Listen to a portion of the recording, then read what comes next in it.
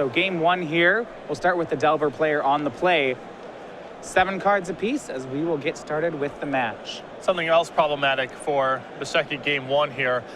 A lot of creature removal that's not very effective. You see a Fork Bolt, 4 copies of Lightning Bolt. There's issues with dead cards. All right, so Alex will lead the game on a Gitaxian Probes. We see what kind of he's up against in his control opponent. For Shvachkin, it's a deck with a lot of late game.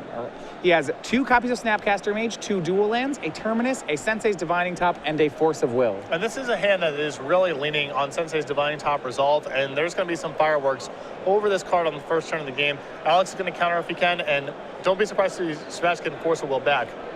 This hand is a little bit on the slow side, but with Sensei's Divining Top, it becomes very, very powerful.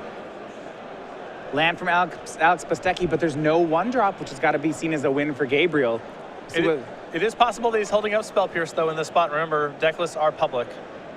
Gabriel will play a Sensei's Divining Top. See Alex cross it off. Now, we'll see if a fight is over it like you predicted. There is not. Now, were there a fight? Gabriel on his turn actually drew a 2nd copy of Sensei's Divining Top. Right, so this actually works out all right for Alex, because the worst case scenario is you expend a lot of Force of Wills trying to fight over the Sensei's Divining Top. The Miracles player simply has another one, and now you're without a Force of Will, down a lot on cards, and the Miracles player still has a top to show for it. All right, with top on the board, we pass back over to Alex. Doesn't have a threat as of yet. He'll pay 2 mana for Young Pyromancer. He knows that there is a Force of Will in Gabriel's hand. We'll see if Gabriel wants to spend it, and he does. He pitches one of his 2 copies of Snapcaster Mage to take care of the 2-1. And Shvachkin, I'm sure, is happy to cash in this Force of Will on any reasonable threat. Also, not really going to be inclined to play around Daze in this spot, because Alex didn't Daze the Sensei's Divining Top on the first turn, which he almost certainly would have if he had Daze. Now, Alex does counter back, though. He did have a copy of Force of Will, which he pitched Brainstorm to. And this is an interesting tactic from Alex, which I'm interested about, because he had a Force of Will plus blue card, didn't fight over Divining Top, but did choose to fight over Young Pyromancer. The Force of Will came off the top on his first draw step. I'm sure he would have Force of Will that top if he had the chance to. All right, that one makes sense then. We go back over to Gabriel. Does have to get rid of a creature. His hand that we know of is a 1 more land, a Snapcaster Mage, and a Terminus. Now, so he has no clean answer to the Snapcaster just yet, but if he's able to find either a Terminus with his Divining Top, or maybe just a Brainstorm with it, he should be able to miracle that. Right, with the Brainstorm and Miracles in hand, you can reset them to the top, be able to get them for their miracle cost. Okay, as it plays out, it's just a land from Gabriel, a spin of the top end, a pass. We go back over to Bastecki. He plays a 3rd land, does have a Wasteland at the ready. Gabriel, 2 lands in play, no more in hand. Wasteland will go for Tundra. Gabriel will spin top. And Alex could do a number on Gabriel's mana here. Gabriel's draw last turn was Council's Judgment, which is actually a good answer to Young Pyromancer, but he'll need double white to cast that. And after Wasteland, he's sitting on no white sources. And I think an issue right now is Shvachkin is without lands in hand, lands in the top 3, and a way to shuffle his deck. I think he's just getting locked up here. His draw was Brainstorm, and he'll go ahead and cast it. Now, this is a big play, because if he finds the ability to make white mana with that 3rd card down, he could miracle a Terminus. Or the alternate scenario is where he's Brainstorm locked and can't miracle anything. Yeah, and that looks to be where he is. He drew Jace, Dig Through Time, and another copy of Terminus. Those are all the heavy hitters of the deck. That was just the wrong thing right there. And, I've said before, Miracles does get a lot of these uneven draws with weird 1-ofs. Cards with miracle cost you draw in your opening hand. Sensei's Divining Top usually fixes that, but when you don't have a way to shuffle your deck, you still are beholden to whatever the top 3 are, and Shvachkin's just locked up right now. Well, isn't that just how it feels like here? Because you'd think even if that 3rd card down was a fetch land, Gabriel's hand's excellent all of a sudden. So, he has a white mana source, he can miracle Terminus. Life is good. Under no pressure, things are pretty good in that spot, but he's missed, and it's going to be a while for him to be able to reassemble land plus Terminus, if he even ever gets to it. Yeah, so it's going to cost him some life points, but we'll see how many. First one's going to be a swing from Young Pyromancer from Bastecki. He'll pass. Now, remember, he hasn't actually made too many 1/1s with the Pyromancer yet, so it's just a 2 damage clock at the moment. Yeah, his hand has been Gurmag, Angler, and Dig Through Time for a while now. All right, Gitaxian Probe from Bastecki. He'll get to see the mess that Gabriel's working with. Snapcaster Mage top, Dig Through Time, Terminus. Not a good Jace. look. And the remaining cards on top of Gabriel's deck that we know are Council's Judgment and another Terminus. And then Alex, I would imagine, suspects that there are no lands in the next 2 cards either. It'd be a weird way to play it. Yeah. So one elemental is made off Gitaxian Probe. And we see Alex, you mentioned that dig through time in his hand. Gitaxian Probe is the 5th card in his graveyard. He has an uncracked fetch land. Now he knows the coast is clear, he may just go digging to try to bury this game. I think this seems like a good spot. It actually might be better here for Alex if he suspects that Gabriel is just locked right now, doesn't have access to another land, which would make sense. He could go the other route, which is just slam Gurmag Angler into play and hope to end the game as fast as possible. That's a great point. He does have 2 delve spells, so there is some tension as to which one he wants to pick here. I am curious. Land 3. He has enough mana for one of them. So the advantage to Gurmag Angler would be that he would have a 2-turn clock on the board. Yep. The advantage to, but he would be soft to Terminus. But in this spot, do you believe that Terminus is something that's going on down there? I mean, maybe there is, but there's certainly not corresponding white mana. So Gabriel would basically have to have the 3rd card down be a white source of mana, and then be able to Terminus. It's asking for a lot. Yep. And you're right, that's the risk he's going to take. He'll go ahead and play Gurmag Angler this turn. And another young Pyromancer, he'll pass after attacking for 2. Now, this is a slightly more risky line than I would advocate. I think that Alex could have paid 3 mana for the Angler, kept the young Pyromancer in hand, so he would have been closer to dig through time and would have had a chance to rebuild with young Pyromancer in the event that Terminus happened. Yeah, well, it's not clear that adding the 2nd young Pyromancer actually changes the clock. Exactly. It's 2 turns both right. ways. So, but here's 10 damage. Gabriel's down to 5. Now, the advantage is that if Gabriel does somehow hit Terminus or a sweeper here, then Alex, because he played that extra Pyromancer, has Gabriel that much closer in lightning bolt range. yes. But it's not going to matter. Gabriel never finds the 2nd land. Game 1 goes to Alex Bastecki. Yeah, Gabriel had a great start there with Divine Top, but was light on lands, got wastelanded, never was able to shuffle his deck, and just got locked by his top and Brainstorms. So game 1, that's the pre-board game is in the books for the Grixis Delver player. Alex Bastecki up 1-0, has not dropped a game in the top 8 just yet. And that's a big one to get because, as we mentioned before we came into the match, post-board Alex picks up a lot of really powerful cards.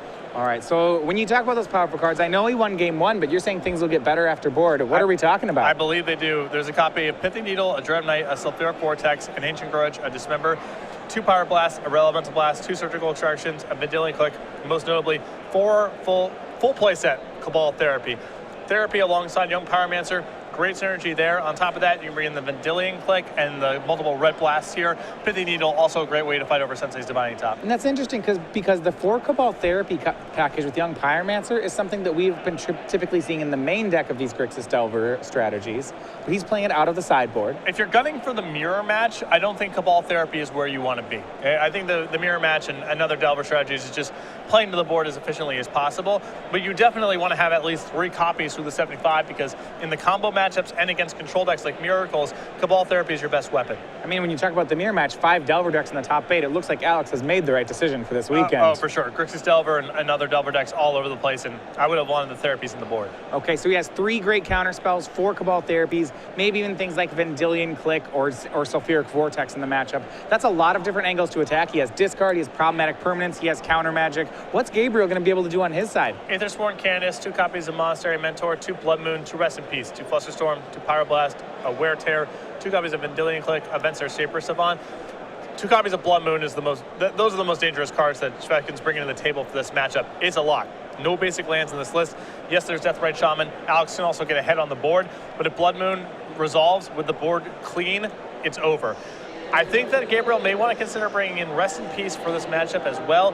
Alex leans very heavily on the graveyard with threats like Deathrite Shaman along with his Delve cards.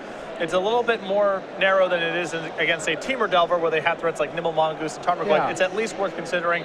I also think the Pyroblast, the Flusterstorm, and possibly the Vendilion Clicks are good for this matchup. You know, and not to mention, Gabriel, if he boards in Rest in Peace, he may be predicting that Alex will bring in this playset of Cabal Therapy. In a top 8 scenario, they do get to see the other player's deck list. And the Monastery Mentor is another interesting case here, as Alex does have bolts in his deck, so it's pretty bad to trade Monastery Mentor with it.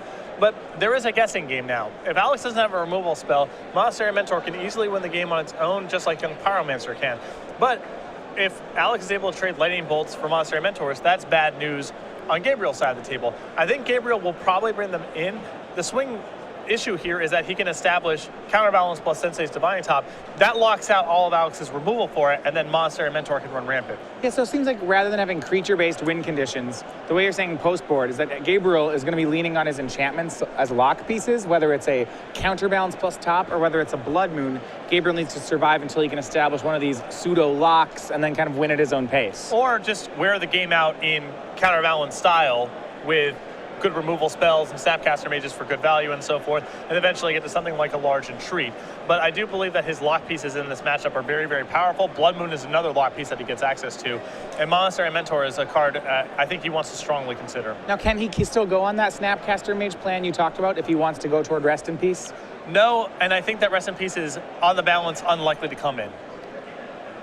Yeah, that's true. The Snapcasters, I mean, if you want to be an effective control deck here, one thing you have to be able to do is to draw more cards than your opponent. The Snapcaster is one of his best ways to do it. If it was Temur Delver, with Nimble Mongoose and Tarmogoyf, so good. Yeah. But here, it is disruptive towards what Alex does, but not quite enough where it's worth bringing in something like Rest in Peace. All right, now remember, 4 players remain. One of them will get their likeness on a token. That's the reward for winning the Invitational, in addition, of course, to getting your invite to the Players' Championship. Last Invitational was won by Ali Antrazi, if you haven't had a chance to see his token or get it during Season 3. He picked the Angel token you see there featured with his son on the card. Now, this is given away to all Open Series players in the following season.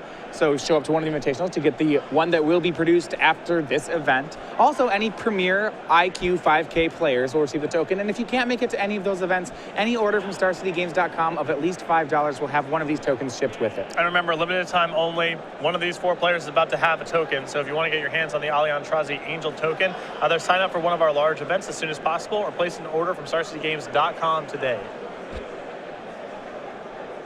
All right, players underway for game 2. Shvachkin down 0-1. He dispatched the overall 1 seed, Eric Smith, in the top 8. Took a full 5 games to do it, but Gabriel was victorious. An especially painful match for Eric Smith. I think the mixture of how close he was in game 5 before slowly getting locked up, coupled with the game loss in game number 2, that's going to be a tough one to swallow. Yeah, Gabriel down to 5. Looked like he'd be able to close it out, but he did not. For Alex Bastecki, it's been a different story. He has yet to drop a game. Ran right through Blue-Red Delver in the top 8. Solid matchup from the Grixis side. Gurmag, Angler, all sorts of trouble. We saw the same story play out. Another semifinal match where Gerard Fabiano was soundly defeated by Gurmag Angler in the game where that showed up. Shvachkin will ship down to 6 cards. Bastecki looks like he'll join in on the mulliganing. Yeah. Reminder, there has been some talk about mulliganing rules. Players are still using the Paris mulligan rule for this top 8, which is if you aren't familiar with the terms, that's the one you've known and has been around for years. You can take a hand of 1 fewer card. Now, that may be changing down the road. Yes, I think it's actually been announced that starting with the Battle for Zendikar pre-releases, that what's been called the Vancouver mulligan, where any player mulliganing 1 or more times gets a free scry at the beginning of the game. That will be in effect starting with the pre-releases. This is maybe the last invitational featuring Paris mulligans. Not a huge change, but I think a welcome one, though. A lot of times, especially when players go to 6 or 5 cards and your opponent's on a 7, it can be real devastating. And I think any way to counteract that is something that players have been very excited about. Yeah, I think on the balance, it's a positive change. I mean, any rule that you add to the game adds some degree of complexity. It's another thing to remember. So, you don't want to be adding a whole bunch of patch rules to plug up perceived problems in the game, but it's a relatively simple, innocuous change, and if it leads to more games or more people feeling like they have a chance to win when they mulligan, which already puts you at a pretty big disadvantage, so much the better. On that note, Pete, we hope that they stay on 6 card hands.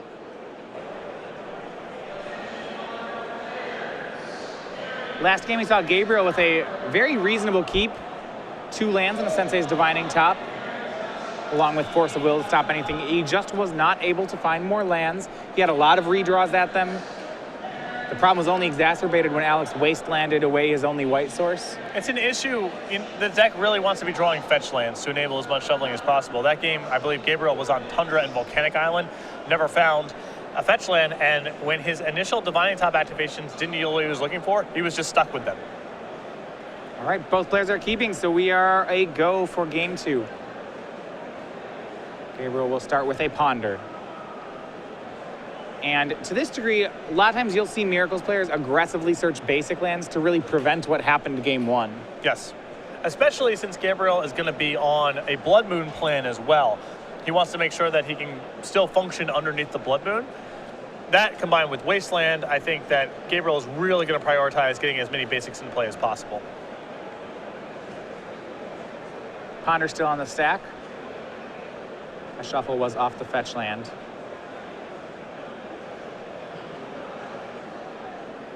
And we'll see how he wants to set up. A lot of this is that whether or not he can really just make land drops on curve. You see a Force of Will and a Swords to Plowshares in Gabriel's hand, as well as land numbers 2 and 3. Looks like a very solid 6-card hand, considering there's no copies of Sensei's Divining Top in it. You know, one of the options he has here is to go for a keep counterbalance and go for a turn 2 counterbalance. Now, the danger, just how powerful is that if he doesn't have Divining Top in the matchup? Still very, very good. Alex's spread of cards in terms of mana cost is not really that diverse. There's a lot of 1s and a lot of 2s. A blind counterbalance is still going to do plenty in the matchup, and with cantrips, Gabriel can do a lot of work to set it up. So we'll correct here. Gabriel does not have a copy of Force of Will in hand. It looks like it was a counterbalance instead. So he has counterbalance, Ponder, Swords to Plowshares, 2 more lands. We know there's another copy of counterbalance waiting on top of his deck. So that seems very safe to just test out then, especially if you have the second copy. Run it out there for resolves, it's pretty solid. And if it trades with the counter spell, that's also very good when you have the second copy. Same deal with Sensei's Divining Top. Counterbalance and Sensei's Divining Top, the second copy doesn't do a whole lot. So if you can trade the first one with a counter and then get the second one to resolve, that's the best of both worlds. So Gitaxian Probe cast for Alex. Starts to load up the graveyard for his early game, and then eventually try to close it out with delve cards like Gurmag Angler and Dig Through Time, but he'll want some early threats. As a fetch land. Now there's a copy of Swords to Plowshares, as we know, in Gabriel's hand. Also, I believe a copy of Cabal Therapy in Alex's hand, so now with the information from Gitaxian all right. That's not playing fair with that card at all. Gitaxian Probe and Cabal Therapy is my kind of language. 2 great tastes that taste great together. So I figure you should just know what they have. Just get it right the first time. Except you don't, because your opponent played a land and a Ponder, so you're not really working with a whole lot of information. Here's Cabal Therapy. This one's not going to miss. Much more like a Thoughtseize. It'll be interesting. If he wants to clear the way for a creature, he can pick Swords to Plowshares. If he's worried about counterbalance, he can pick that, and that's the worry. This is a great news for Gabriel. Yes, I mean, he's not happy to see the Cabal Therapy necessarily, but being able to get a counterbalance out of hand and then get to cast the follow-up counterbalance is a really good spot. True for the turn of white card. Did have a counterbalance on those 3 off the Ponder, which means he has it as the next card down. There we go. Counterbalance Terminus in the top 3 here. So not only can he redraw the counterbalance when he chooses, but he also gets to float this Terminus, and apparently he's going to do none of them. He'll shuffle it away, so that replacement counterbalance is not happening. This is an issue that Miracles can run into when it doesn't have Sensei's Divining Top. That is a really disjointed Ponder. I mean, you have a counterbalance that may or may not do anything, a Terminus that's very timing sensitive, and a Pyroblast where who knows what that's going to be able to do. Yeah. When you have Divining Top in play, you can finagle all of these weird draws and weird setups, but without it, you sometimes get very disjointed draw steps and disjointed hands, and then you're very vulnerable to discard spells because you only have so much stuff in your hand that does anything. He would want the counterbalance, but you have to have it next turn, and if he had it next turn, then he'd miss his Terminus Miracle, and everything's just going in the wrong direction. Yeah. So it turns out he shuffles, draws a card, plays Arid Mesa, and passes back.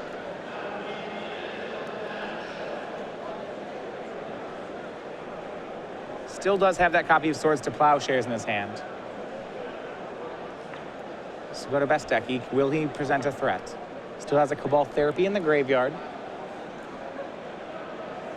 Wasteland in hand, but as we mentioned, Gabriel's wise to that this game. Looks like it'll be Delver of Secrets from Alex. I assume. Checklist card is Not super clear, but let's assume that's a Delver. And a land and a pass. Both players know that Gabriel has this covered. Looks like Gabriel picked up another counterbalance this turn, so may still get that lock going. So fetch. Being careful to get basics here. Now has basic island, basic plains. No red source just yet, though, so we're not in fear of Blood Moon.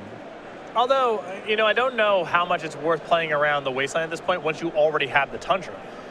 If Alex Wastelands you here, then you're down to Plains Island, which is probably worse than Plains Island and Tundra. So it'll be Swords to Plowshares on the Delver. This is interesting. So Gabriel, if he's going to play counterbalance and swords, had to pick which one he wanted to expose to Daze. And it looks like he'll expose the counterbalance. A little bit odd to me. I think my preference would have been just to play the counterbalance first. Make sure that one resolves. Then if you have to take 3, so be it. Also, it's possible that you just blind reveal a 2 if they have Daze and you go for Swords to Plowshares that turn. You can also just untap and Swords to Plowshares, as you mentioned.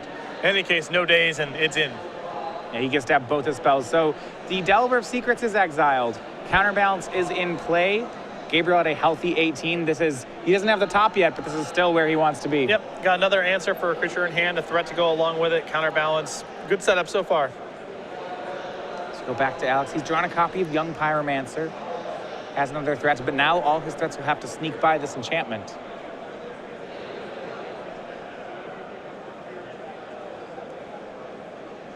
Alex Bastecki, 4-0 in games so far in the playoffs rounds today.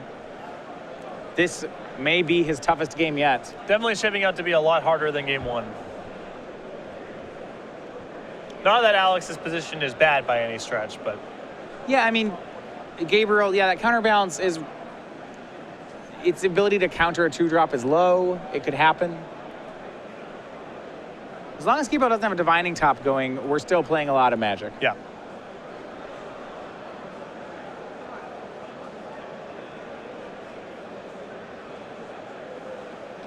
So a third land from Alex will fetch up another volcanic island.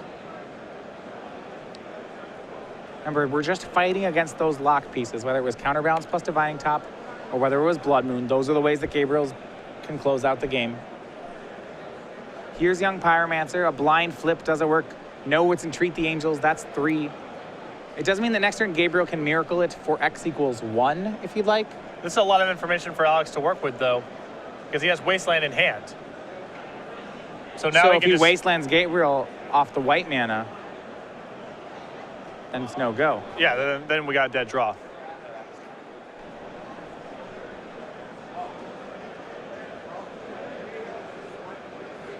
Yeah, I think he would have to wait, though. I believe he got a volcanic island this turn. So the miracle, we'll see if Gabriel wants to spend his turn making a 4/4. X equals 1. So the miracle cost on treat is white, white, X. So make 1 4/4. Entreat the Angels, that's the eventual win card for miracles. 2 copies in Shvachkin's list. Yeah, this is not how you draw it up. You'd like to do it for more, but at the same time... 4/4 is big. It gets by Lightning Bolt. It blocks Young Pyromancer. And Entreat's pretty close to a dead draw if you just take it, so... Yeah, taking it, it's 5 mana for 1 4/4, 7 for 2. Yep. This was your chance if you ever wanted to cast it. And now there's the Wasteland you mentioned from Alex. It'll go after Tundra. Looks like another Young Pyromancer in Alex's hand. He may be able to swarm by it, or he could play a 5/5, and that's Gurmag Angler. Though we know that Gabriel has this currently covered with Swords to Plowshares.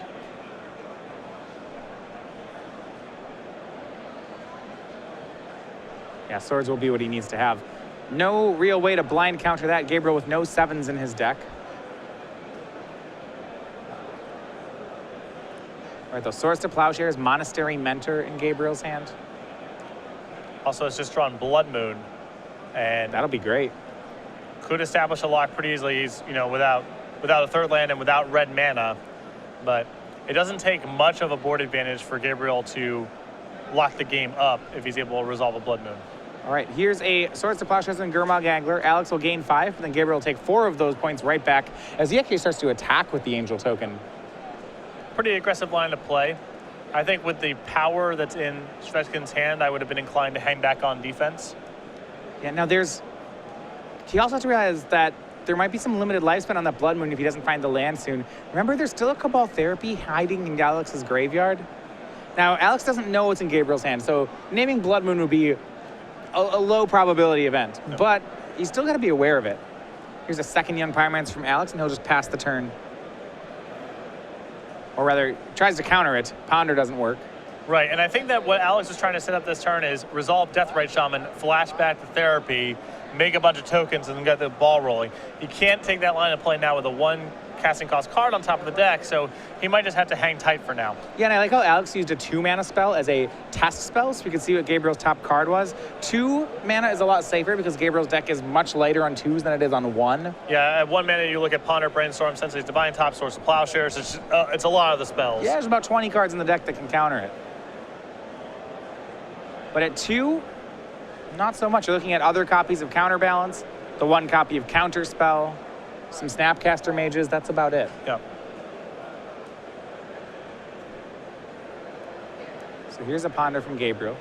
Still has that Blood Moon. Does not find another land, but what he does find is another Swords to Plowshares. This is number 3. It'll try to take down one of the 2 Pyromancers, and that'll succeed. It's one of the strengths of Miracles is that because there are 4 Swords to Plowshares deck, the Avonhems are really well equipped to deal with these, 14 creature aggressive decks. Yes. Especially if you get, a Terminus here or a blind Counterbalance reveal there. There's just not that many threats in these decks.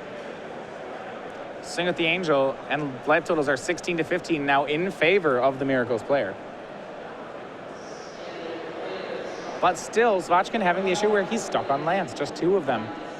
Young Pyromancer will knock him down to 14. Let's see whether or not Bastecki has a good follow-up. Looks like a copy of Dig Through Time in his hand. Gabriel not cooperating at all. He keeps exiling Alex's creatures instead of just killing them. And Bastecki sitting on Sulfuric Vortex here, which I'm not even sure he wants to cast. Right, and that's the danger, right? So we'll see if it gets countered here. And I think Bastecki casting it because this is his best line at this point. Yep. So, and that's one thing you talk about. It's Sulfuric Vortex, a great card against control decks, though this is an interesting board state where we're not sure who it's the best for. Each player will lose 2 life every upkeep, and there's no more life gain. So Shvachkin has sort of preemptively played around this by just attacking. If he was hanging back on defense, like I advocated earlier, this Sulfuric Vortex would be a much larger problem. Yeah, but as it stands, he may just be content to say, all right, you want to race? I guess we'll race. Yep. Here's a swing with the Angel token. It puts Bastecki down to 11, and now down to 9 on upkeep. So this is a 2-turn clock on Gabriel's side. Right, it's 6 a turn. Cataxian Probe cast by Bastecki, and this is powerful. It'll make a 1/1. He paid mana, not life for it. That's relevant. You see Snapcaster Mage and Blood Moon and Monastery Mentor. Remember that Gabriel has a copy of Cabal Therapy in the graveyard. Mm-hmm. Gabriel also chose not to reveal to Counterbalance here. Aware of what the last card is, I believe it is Terminus. So just in case Alex gets too many elementals here, you're saying there's a reset button. Yeah. Well, that's a great spot for the Miracles player then.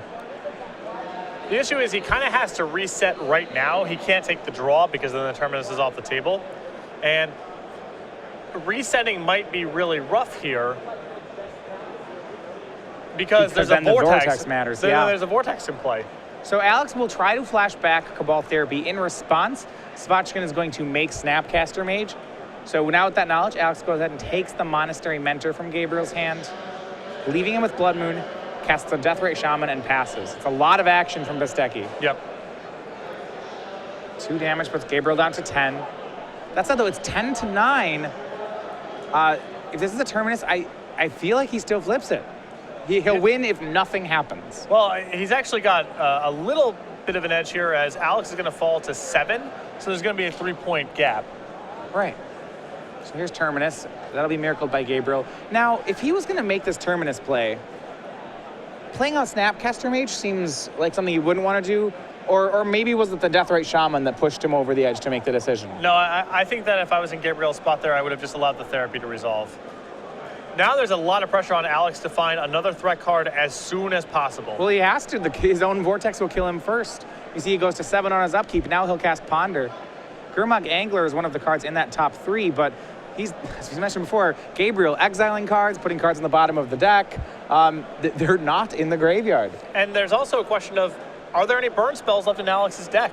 It's possible Lightning Bolts were the first thing to go. He brought in his copy of Dreaded Knight. To me, that's his answer to Monastery Mentor. That's the way he's planning on handling it. If he brought in that card, a very good chance that most of his burn, maybe all of it, is in the sideboard right now. Yeah, and I think this is why we saw Alex think so hard about that Sulfuric Vortex. You know, he knew that he was, well, not to be too literal, he was playing with fire here when he cast it. Ponder from Alex. The blind flip from Gabriel is a island. That draw will do nothing. The Gabriel's last card is Blood Moon. But for Alex, he doesn't have a threat. It's red Elemental Blast, Brainstorm, fetch land. Hard to pass up a Brainstorm, but he'll do it. He needs to find a creature. I guess he's liable to get Brainstorm lots at this point with no way to shuffle. I mean, in Brainstorm, when you already know 2 of the other cards, is not functionally that different than just drawing a card. Right. I think if you have a lot of time, it's still actually better to take the Brainstorm here, but Alex needs action now, and look at the draw off Ponder. Alex shuffling off both Ponders. The final redraw is Deathrite Shaman, and that's actually enough to push it back in his favor. Yeah, that's a huge tilting of the race here, and Alex knows the top card's an island. So Gabriel to 8, now Alex to 5. And with that Deathrite, Alex is ahead in the race now. See him go for yet another Ponder. Does it get countered? No, Terminus is the top card for Gabriel. Oh boy, that puts the race. It's still Gabriel's favor. Still Gabriel's. Well, no. No, 6 to 4, it's not. and then 3, no, it's in Alex's favor. Yeah, 1 Deathrite activation is still enough to tilt it over.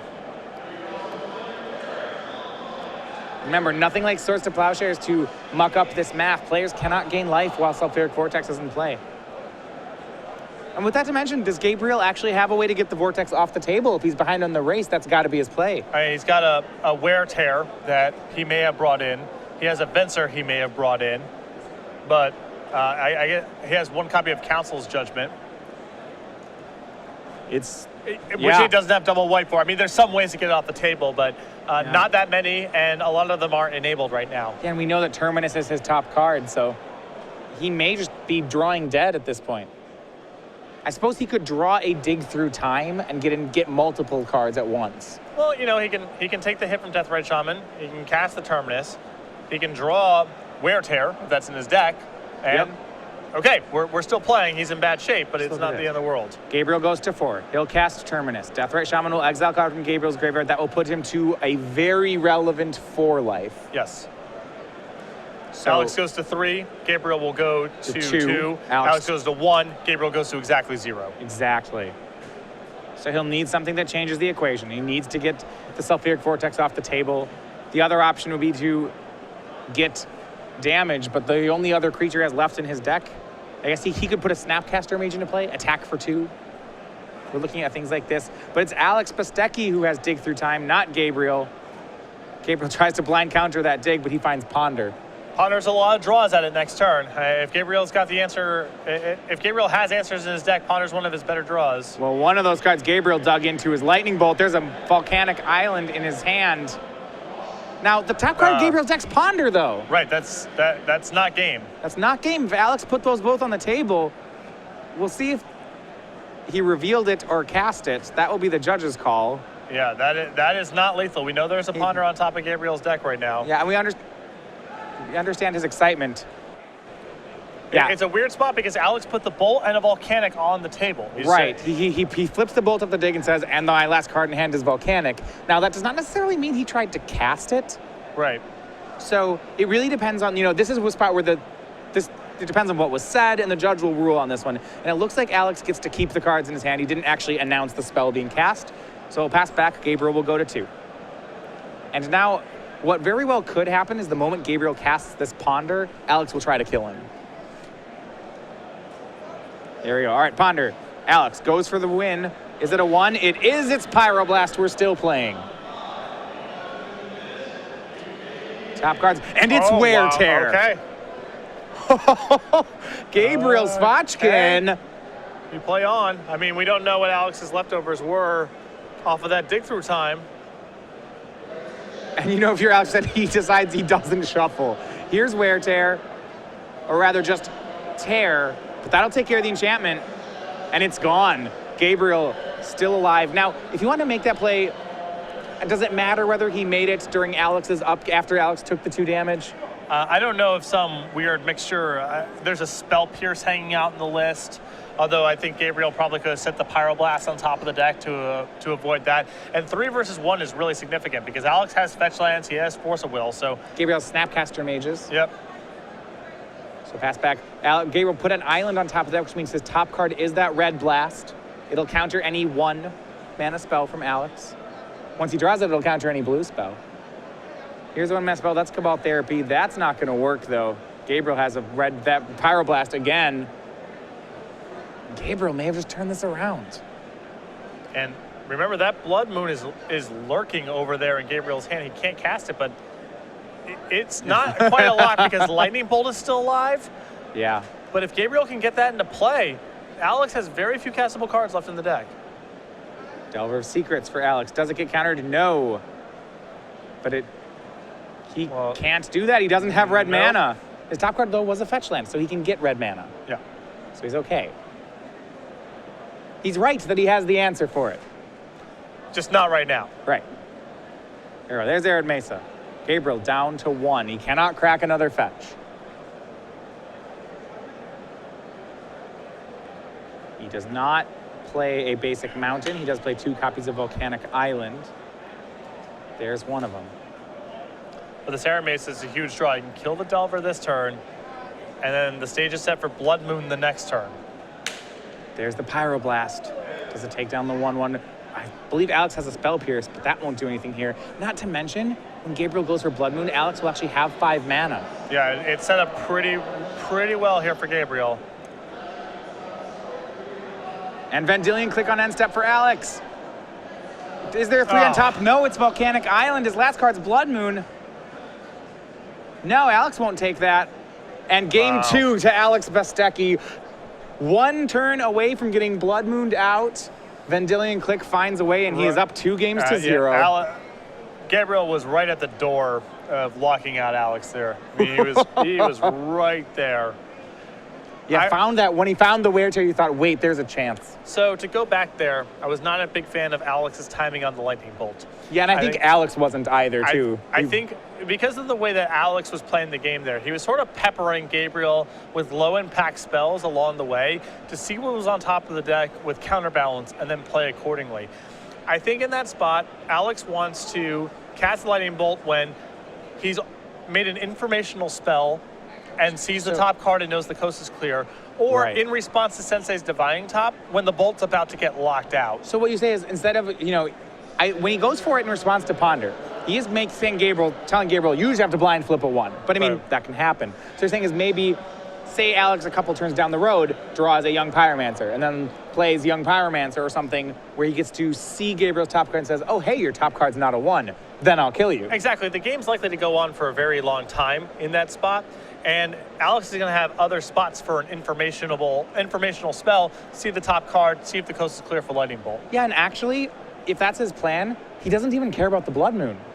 Right. He says, oh, sure, you give me all mountains. Well, this Lightning Bolt's still good. The only spots where I would have cast that Lightning Bolt without perfect information on the top card of the deck was either in response to something that gained life to push him outside Lightning Bolt range, or in response to Sensei's Divining Top. Because if Gabriel's going to resolve top, then the Lightning Bolt will never work. Exactly. So you said, okay, well, you forced my hand. Yeah.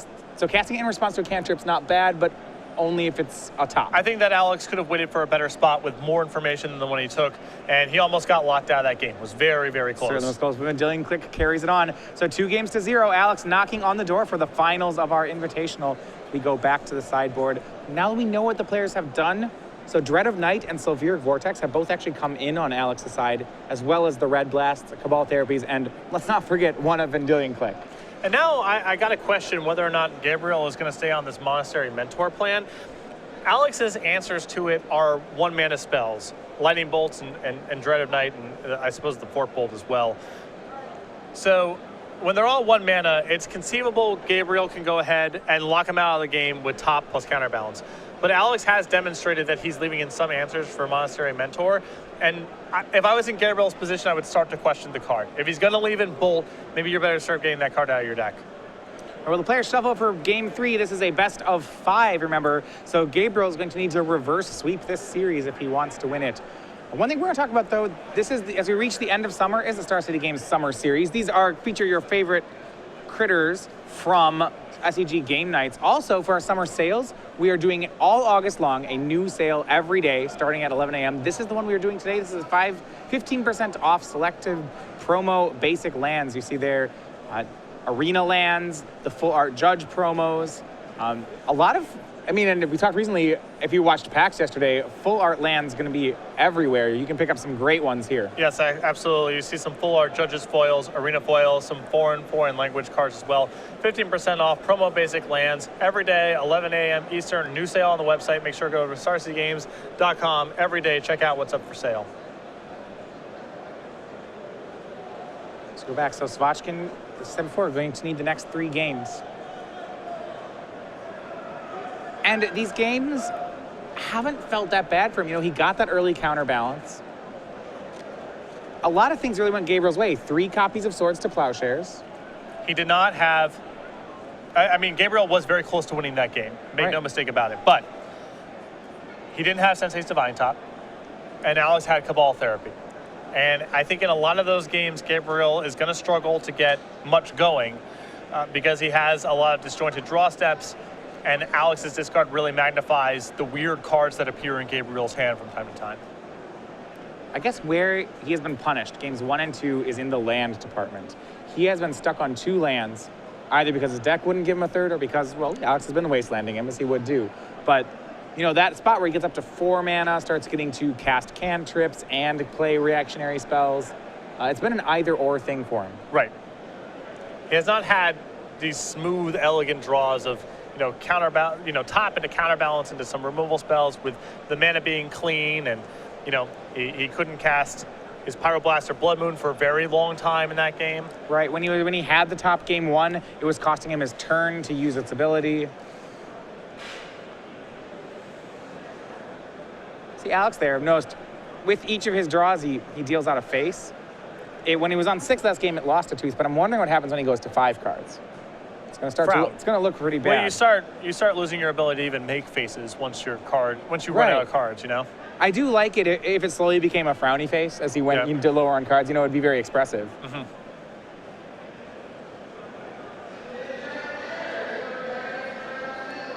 But Alex has got to be feeling pretty solid right now, pretty comfortable, up 2-0. Good sideboard for the matchup. Gabriel taking a mulligan.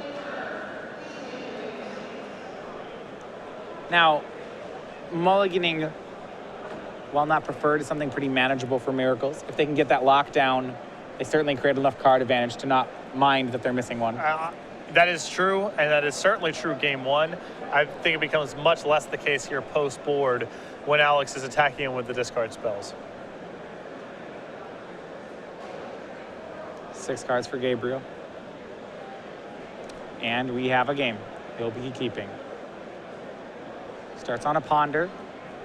So no Divining Top there. Scariest thing for Miracles is when they have the turn 1 Divining Top on the play. It really just puts pressure on you to have that force of will or to try to play out from under a Divining Top. Yep. 1 copy of Pithy Needle on Alex's list also, which I am assuming is in his deck right now.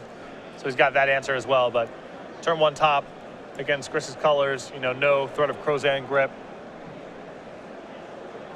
Really good opening, and Gabriel has had it game 1, but just never had any lands to go with it.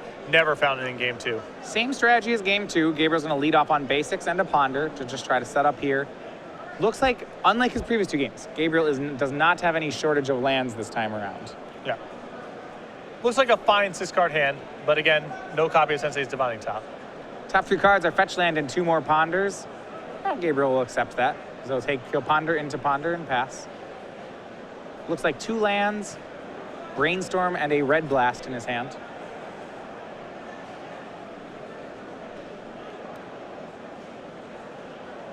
So some decent reaction cards.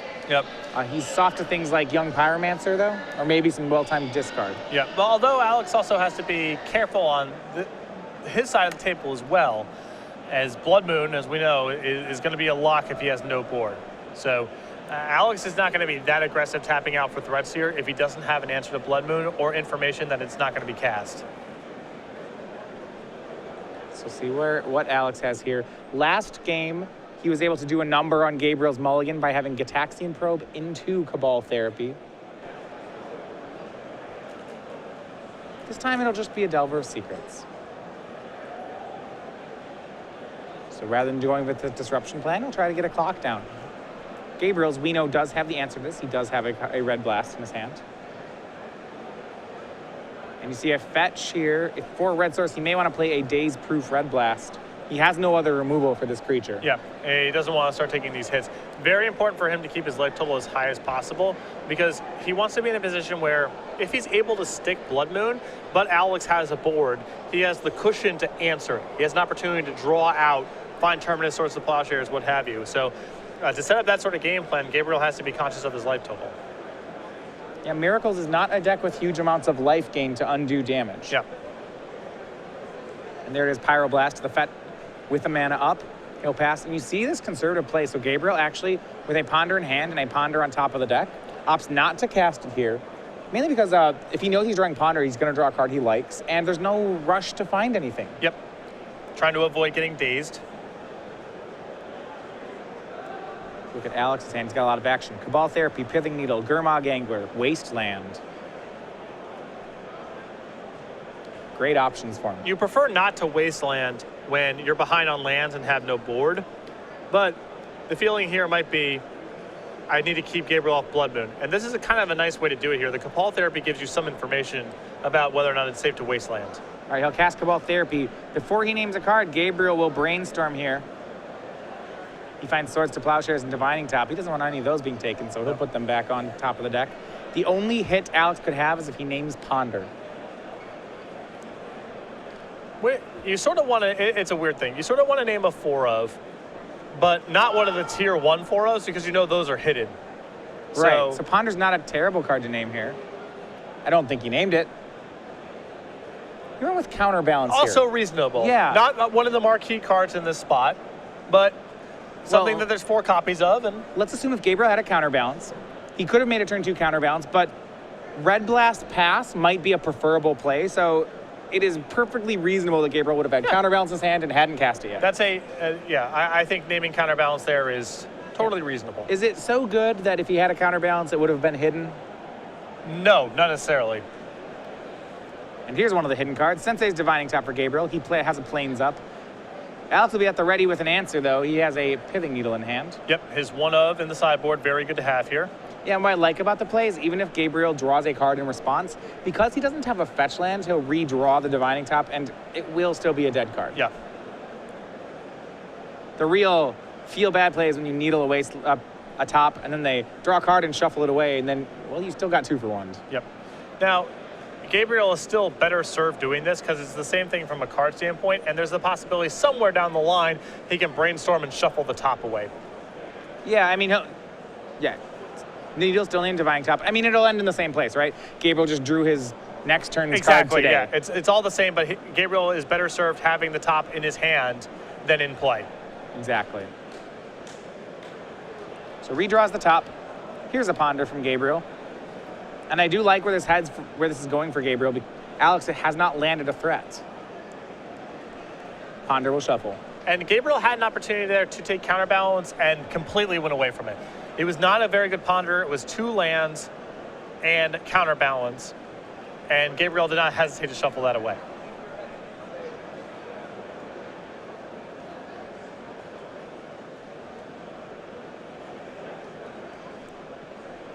But Shvachkin is definitely floundering right now. He's light on resources. No Divining Top now or in the foreseeable future. Although Council's Judgment off the top can change that equation. Remember, he does have that 1 copy of Wear Tear in his deck. Yes. Which so crucially took out a Sulfuric Vortex game 2. nearly won the game for Gabriel.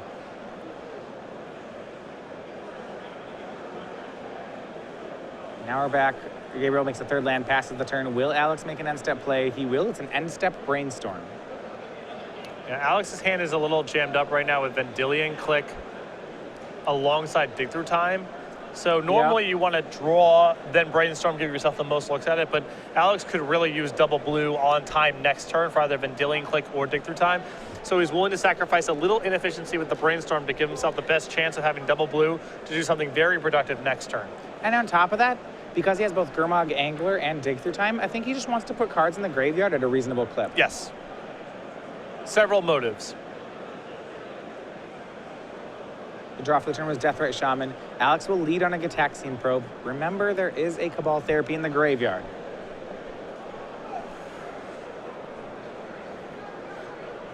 We'll get a fresh look at Gabriel's hand. He's done a lot of cantripping. It is nothing like it was last time Alex saw it. We see that Divining Top, Swords to Plowshares, Council's Judgment, and then lands number 4. Alex may have to just get the Council's Judgment out of the hand right now. The pace of the game is very slow and uneven right now. It feels like it's going to go on for a long time. I'm not sure Alex can handle Gabriel getting the Council's Judgment, the Pithy Needle, unlocking the top, and then starting to do its thing. So even though it's ugly, he may just have to put a creature into play, flashback to therapy, name Council's Judgment, and hope to draw out of this. And we'll see if he makes just that play. Here's Deathrite Shaman. There's no land 3 here for Alex. You're right, if Council's Judgment takes care of that top, then Gabriel's off to the races. Swords to Plowshares will take care of Deathrite Shaman. Alex passes the turn, so he's going to decide against that play. Yeah, I guess that Alex's philosophy is now this frees up the Gurmag Angler, but with Gabriel at 18, I'm not sure Gurmag Angler is favored against Sensei's Divining Top. Hold on. Something a lot better just happened, though, for Gabriel. His draw for the turn was a copy of Blood Moon. Okay, well, there's that too.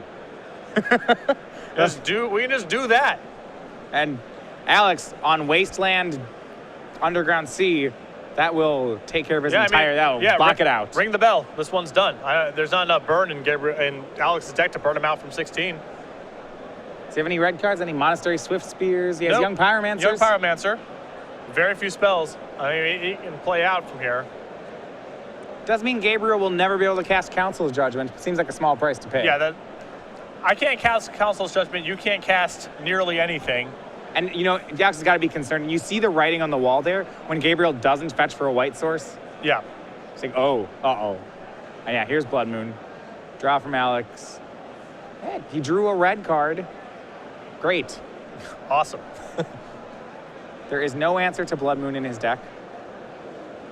Looks like we're going to play this one out for a little more. Going to have to find a way for Alex to win. Because of Bolts and Young Pyromancers, Alex should not concede just yet. Yeah, and also the Sensei's Divining Tops are now gone for the game. Yeah, Council's Judgment won't be able to be cast. I guess there's still a Wear Tear in Gabriel's deck. If he finds that, he can unlock the tops. He puts these cards back on the deck. Brainstorm becomes a lot worse when you can never crack a fetch land. Yeah, I mean, we're going to be here for a while, yeah. Okay. Young Pyromancer. All right, that is one of the remaining castable spells in Alex's deck. It will get Terminused. It's still in the deck, though. Yeah. So. But you can't shuffle. Is there no way to shuffle? No. Can't crack a fetch land. Can't shuffle with Ponder. Can't. No, it's actually just on the bottom of the deck, isn't it? Yeah. I think Alex will probably submit here to the first real good proactive play or counterbalance plus top. If he can get the Pithy Needle off the table. Sure, this Dig Through Time looks like it's going to find Monastery Mentor. That should be enough. Yeah. But I suppose if you're Gabriel, you actually want to wait for Monastery Mentor, and I know this is painful, until you have enough spells to protect it from Lightning Bolt. Yes. Because why not? Gabriel's in very little rush. Yeah. I'll just...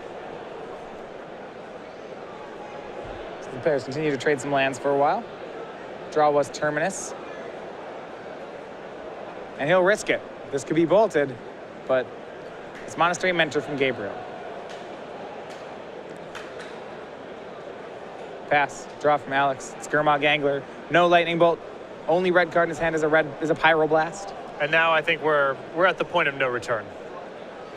As long as Gabriel casts a spell for the mentor. He's Yeah, got I'm kinda Snapcaster agree. and a Sure. cantrip and Snapcaster, that can flashback dig through time. I don't think he can cast it. You're right. Gotta go with a cantrip. Cantrip's good enough. Sure. The Volcanic cannot make blue, so he can't make that play. But sure, I think any non-creature spell seems excellent. And that's a monk token.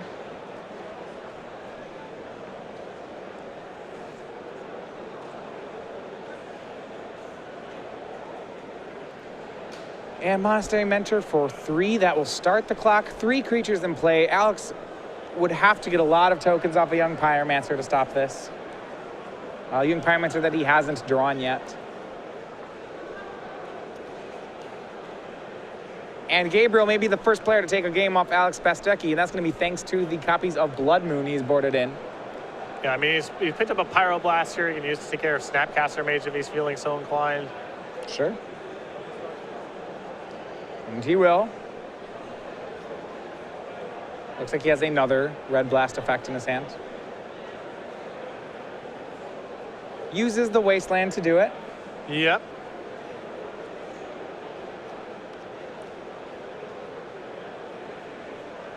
But this is, as Yeah. former colleague Andrew Shrout used to call, garbage time. Yeah. We're in garbage time.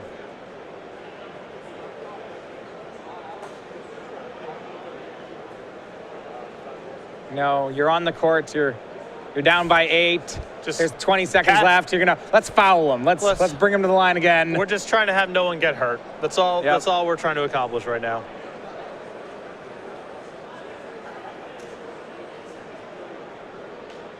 They miss every free throw, and we score every basket in 2 seconds. Yeah. All right. Game 3 goes to Gabriel Shvachkin. He is on the board, but we'll need 2 more. And he's going to be on the draw for Game 4 and Game 5 if necessary. You can see the danger, though, of Blood Moon. I mean, it looked like we were kind of going back and forth there. Not super clear who had an advantage. And all of a sudden, the game ended. It was so sudden. I mean, I understand. Blood Moon's a heck of a card. I'm very used to losing games to Blood Moon. Yep. Grixis Delver, though, does do that as well. You don't always see this card in Legacy, but it is great against some of the Delver decks because of the fact that they don't get to have can't afford to play any basics. Yeah, the Teamer Delver deck, the Teamer Delver deck can accomplish it via getting ahead on the board very early. And some of the other builds of Delver have things like Abrupt Decay, which can handle Blood Moon pretty easily without having to go through a lot of hoops. But the Grixis Delver deck is not especially fast. It does not have easy access to enchant removal because you're in the Grixis colors, so it's not easy to get a Blood Moon off the table.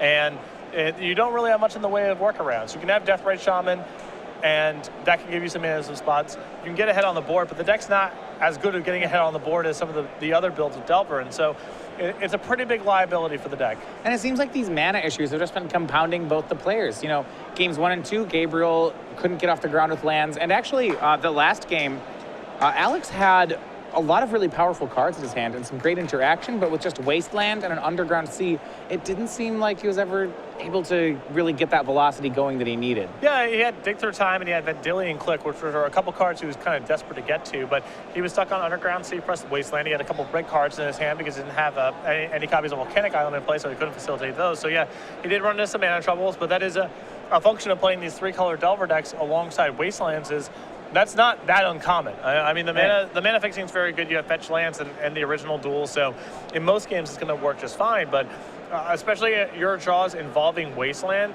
often you're going to be missing one of the colors. There's only 18 lands in the deck, 19 lands in the deck. So when you stumble out of the gates against a deck like Miracles as well, it's going to hurt you a lot because time's not on your side. They do have an ability, especially when the Miracles deck is bringing Blood Moon into the game's post board, which can beat you out of nowhere. All right, so we're at the midway point of our first semifinal between Gabriel Shvachkin and Alex Bastecki. Alex is up 2-1.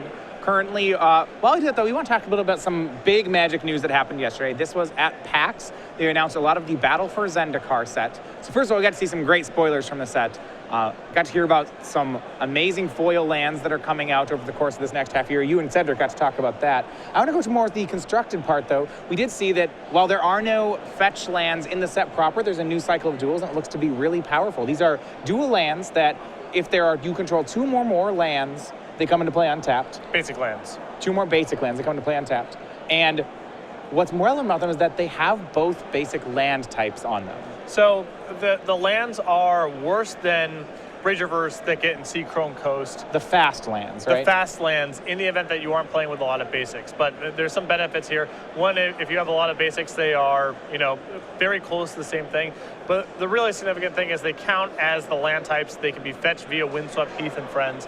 And for standard, at least, that's a huge boon for the mana fixing. So let's first start, when there's nothing like a fetch land, we'll get to that in a second. These things seem like they're very similar to the lands we've seen in the core set and in Innistrad, the check lands or buddy lands that, if you have some basics in play, they usually come in untapped, but they didn't come into play untapped on turn one. These lands are quite a bit worse than those lands because 2 is a lot more than 1. Number, yeah. You can have 1 land pretty easily in your hand. 2, you're starting to, how many basics are really in your deck? Can you afford to play other duels? But the land types being loaded on the type line, right. That's such a big deal. So now we talk about fetch lands. Yep. And for standard, the mana fixing gets so much better because you get a little taste of my Bloodstained Mire can go get my Watery Grave kind of play pattern that we're familiar with from Modern and from Legacy. You get a little bit of that in standard. Now, if there's only the 5 cons fetches alongside the 5 allied lands, it does limit the permutations. Part of the reason that the mana fixing is so free and so good in Modern and Legacy is that there's 10 of each land, so it's really hard. Eric Smith was playing a 4-color deck. He had a couple fetch lands so that he couldn't find every single duel, but for the most part, if you're 3 colors, it's all good. Right. You don't even have to be that selective about which fetch lands you're playing. And so because there's only 5 and 5, it does limit some of the permutations and the consistency, right. But fetching for these lands is a big deal. So what it means right now, because we have allied colored fetch lands and these allied color duels, is that if you have, say, a Windswept Heath, that's a green-white fetch land, you could get any color with it as long as it's not the one mutual enemy color. So for Windswept Heath, you can't get black mana off it right now, but you could get the other 4. Yes, and I think that these kind of lands are a big boon for the original shards.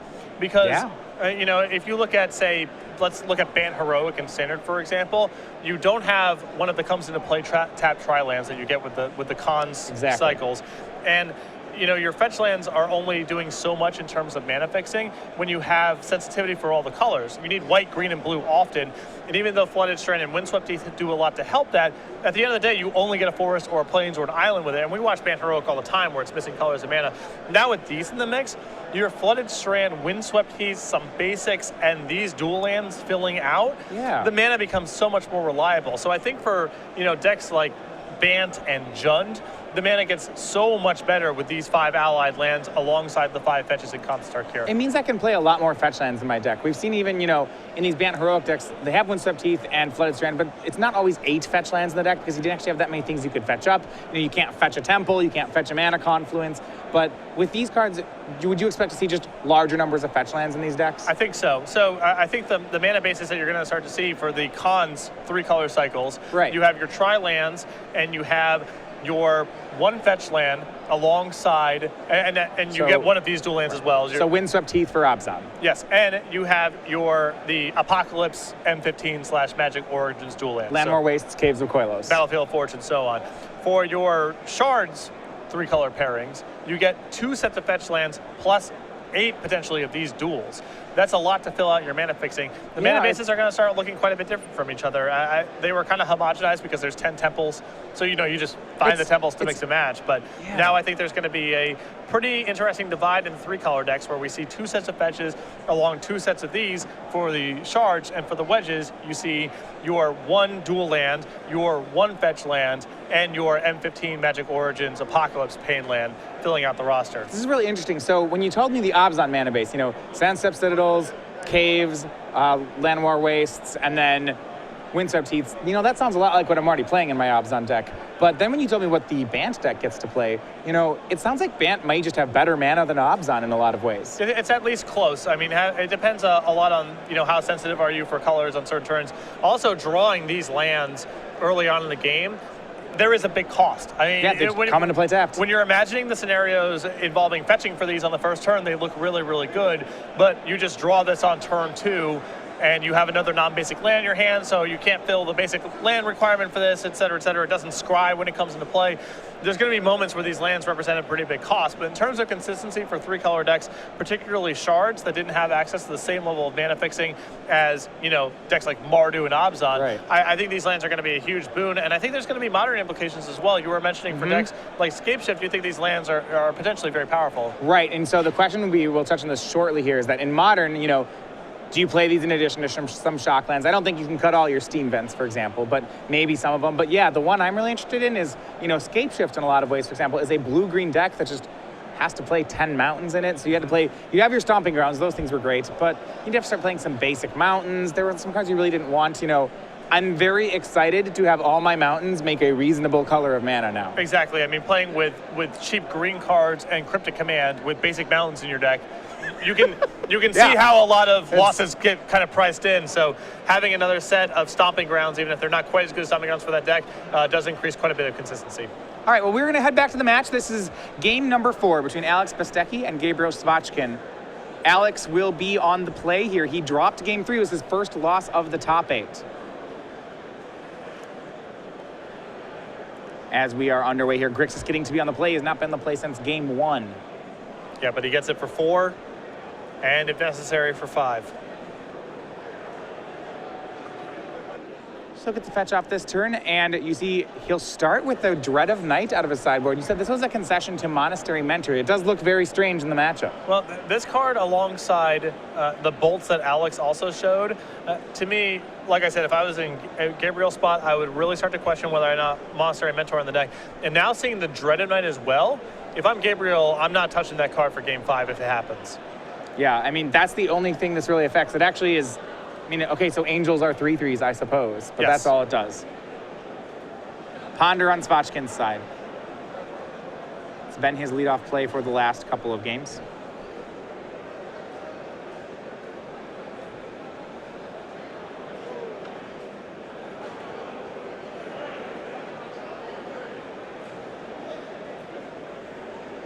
As we go back to Alex, so that said though, it's a weak turn 1 play. It's something that Gabriel can ignore for the most part. Alex's hand's got a lot of his sideboard cards in it. He's got Dread Knight plus the Needle. It's nice to draw your sideboard cards, but if Alex takes too slow of a pace in this game and doesn't have enough threats or enough relevant immediate disruption, Gabriel can play through the Needle. I mean, he won last game with Needle on top for essentially the whole game. Does Dread of Night feel like over sideboarding to you? I don't know. If Alex feels he's really exposed to Monastery Mentor, then I think it's fine. But there's only there's only 1 in his opponent's list, I believe. There's 2, I believe. 2 in the sideboard. 2 in the sideboard. Okay. Well, here's Young Pyromancer from Bastecki. That one is going to be a good threat. My preference in Alex's spot would probably just be leaving the bolts and don't touch Dread of Night. But it'll be interesting to see what happens in game 5 if we get there. Because Gabriel may now cut the Monastery Mentors having seen Dread of Night. Swing for 2, put Shvachkin down to 18. His only spell so far has been a copy of Ponder. See, Wasteland's going to go up Volcanic Island. And that will just happen. He's not taking too much damage, though. So as long as Gabriel can replace these lands that Alex goes for, this should be okay. Yep. Although Gabriel would like to avoid deploying the non-basics if possible. We've seen that already. So if he had to deploy a Volcanic early, implies that his hand's either light on lands or all he has is non-basic lands to deploy. Plays a fetch land this time as he passes back. That one can't be wastelanded. There is another wasteland in Bastecki's hand. Is it one other wasteland, a Young Pyromancer in hand, a Young Pyromancer in play. The one in play will hit for 2, Shvachkin down to 16.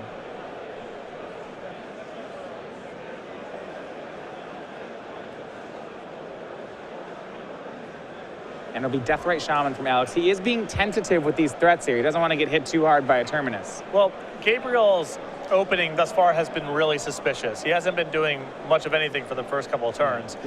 Often, this means that he's setting up Brainstorm plus Terminus.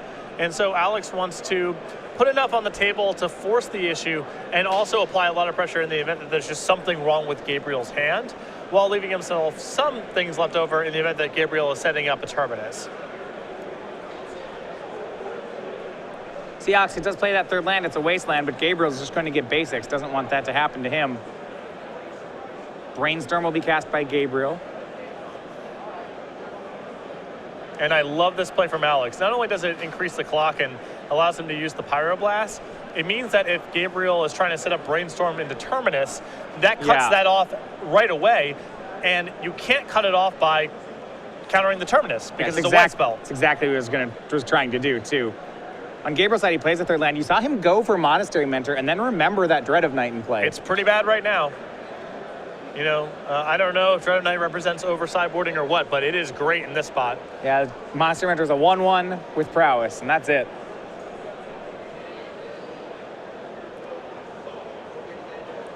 So it'll be Council's Judgment. And so Dread of Night's an inconvenience, but not so much that Gabriel will get rid of it. Council's Judgment will be cast. He will pick Young Pyromancer.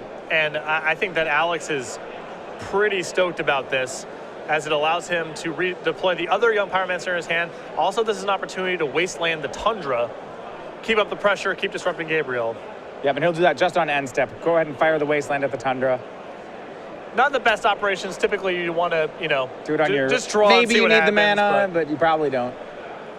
You never know. It's such a good play that it's almost certainly what you're doing with the Wasteland. That's why I call it poor operations and not a misplay. I'd rather Alex wasteland at the end of Gabriel's turn than not wasteland at all. So, you know, we're above that bar, but typically you want to draw and see what's up. All right, so we're back to Alex. He untaps with a Young Pyromancer token and a Deathrite Shaman. The token will swing in for 1. Shvachkin is down to 14. That Dread of Night keeping the Monastery Mentor in Gabriel's hand at bay. You see Gabriel will leave up the Underground Sea, use Deathrite and Volcanic Island to recast a Young Pyromancer. So as you mentioned, pretty happy to cast that after he had lost one. Yeah, this is a really sweet turn here for Alex. It's to keep up the pressure. And then a Ponder. You see Ponders into Red Blast and Daze. He's still weak to a top-deck Terminus, though, and I'm not sure he has a great way to solve this. No, but at least he can cut off the cantrip setting it up. He'll keep the Daze. We go back to Gabriel, now under a lot of pressure. 4 power and attackers, plus a Deathrite Shaman. Gabriel's draw was a Divining Top. Now he's lost 2 lands to Wasteland. He has no more mana. He'll just pass. And Needle, the last card, or one of the last 2 cards left in Alex's hand. Alex is going to daze the Divining Top. This play from Alex is great. You might wonder, why is he doing this? Because right now, Alex has nothing to stop Terminus from rolling off the top of the deck. Daze doesn't stop it because he's got a blue mana up, or he's got another mana up. This way he can put the Pithing Needle on Divining Top, and instead of Gabriel getting 3 looks at Terminus, it's basically next turn or he's dead. So here's the swing. It's for 4. Gabriel's down to 10. Pithing Needle will come into play. And Gabriel can't even tap the top here, because if a Terminus is on top of the deck, he doesn't want to draw it right now. Yeah, that Daze play from Alex looks a little weird, but I think that play's excellent, because Daze does nothing to protect him from Terminus being on the top 3 cards. Gabriel realizing just that, he was going to draw the card and then decided not to, so the Needle is just on Divining Top. Divining Top is in play. Gabriel's at 9. He's at a virtual 7 from Young Pyromancer, or rather from Deathrite Shaman. Wear Tear in Gabriel's hand, no red mana. Here's Monastery Mentor, that's a 1/1. That's might buy him a turn. But even then, that's a might. Yeah. End step, Deathrite Shaman will take care of Brainstorm. Gabriel will drop to 7.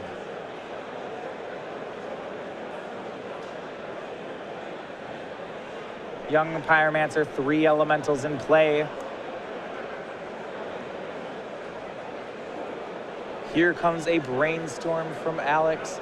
He's making another elemental token. Last card in hand is a Red Blast. He'll add to his hand a land, a Gurmag Angler, and the big win, a Lightning Bolt. I mean, that bolt should cinch it up here. Not that Alex can cast it right now. He's without the Volcanic Island, but he can attack Gabriel down to essentially dead, and even if Terminus rolls off the top, he's got a bolt to finish off the game. Yep, the last land in his hand is an Underground Sea, so he doesn't have the red mana available unless he uses Deathrite Shaman for it. But I think Deathrite Shaman's going upstairs. I think Alex here can pretty safely Alpha Strike with everything except Deathrite Shaman. Gabriel, one assumes, will trade the Monastery Mentor for the Young Pyromancer. Gabriel falls to 4. You got Deathrite, Bolt in hand, other stuff in play. Looks like Alex is about to lock this one up. And he may be the first player into our finals. Here are 3 elemental tokens attacking. Alex not even going to risk the Young Pyromancer. So Young Minotaur will trade with 1 token. Gabriel goes down to 5. 5 is conveniently, though, 2 from the Deathrite plus 3 from the Lightning Bolt.